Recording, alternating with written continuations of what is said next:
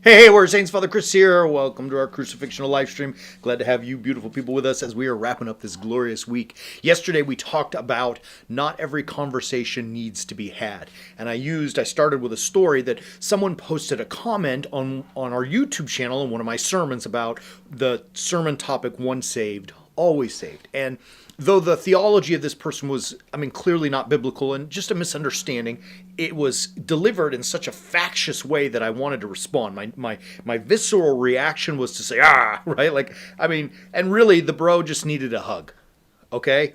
But I was having that internal dialogue, like, why am I even going to respond? Because I wanted to respond with vitriol of my own. Hey, look, listen, you stupid guy, you don't know, and I'm better than you, and blah, blah. All that kind of silly, silly, factious talk. I was tempted with it. Thank God I didn't, because I stopped, and as we mentioned yesterday, the 3-second rule, and I was able to realize, what do I hope to gain? The question I asked, what do I hope to gain from this conversation, right? Now, before we get into it, let's remember what St. Paul tells us in the epistle to Titus, in chapter 3. He's talking about, he calls them stupid arguments and genealogies and all this kind of stuff.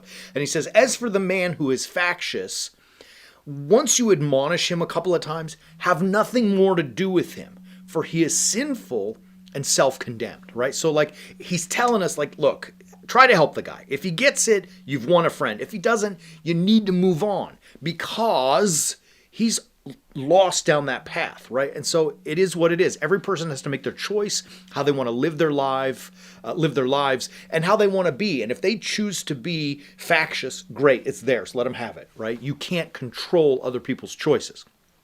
So as I started thinking and remembering this verse, I said, you know what do I hope to gain from this conversation? What's my purpose? What do I want from it? And in that moment, I wanted to get him back and show him why he was stupid. And I thought, oh, that's not really a good reason at all, right? Because then a couple of things happen. One is that I've entered into a useless, silly fray that has no value, right? Number two, it's on the internet, which is ultimately of very little value. Number three, I then become like him, right? So he was factious and I responded in kind.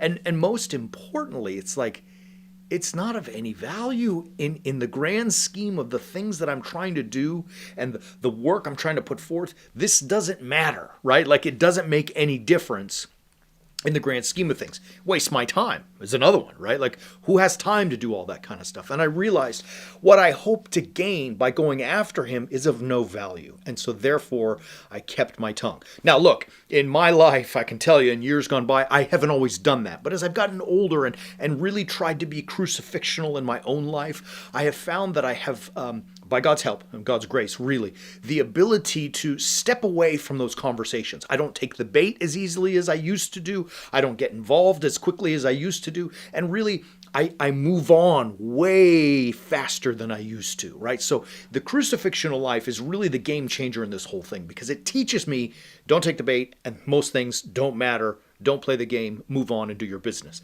And it's powerful in my life. It's made me really, hopefully, forgive me, but a better man. Well, I can say I'm a better man because I may have been a worse man way back then, but I'm moving, I'm grinding. And I'm not looking to be amongst the common. I'm looking to be uncommon. I want to be exceptional. When I die, I want first God to say, good job, buddy. And I want the rest of the people around who have heard my teaching to say, you know what, we took something from that because he was able and willing to say things that no one else could say, and on, right? I don't want to boast my ego here, but I do want to say that I'm striving to be exceptional and not like everyone else. Everyone else, normal people, mundane, mediocre people would have responded on that thread, and maybe you have. I know that in the past I have.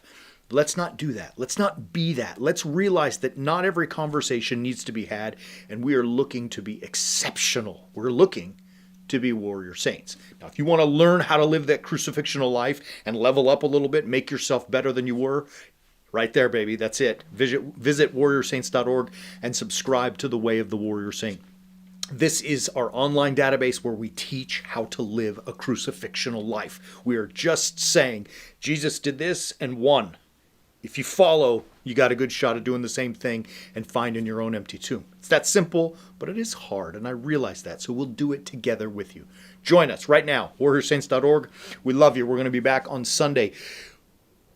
Orthros, liturgy, 9 and 10 a.m. Pacific Standard Time, respectively. And then, of course, we'll be back on Monday. Love you. Have a great weekend. Be safe. Come on, do it, baby. Get there. Get yourself on the way of the warrior saint. Let's start living a crucifixional life.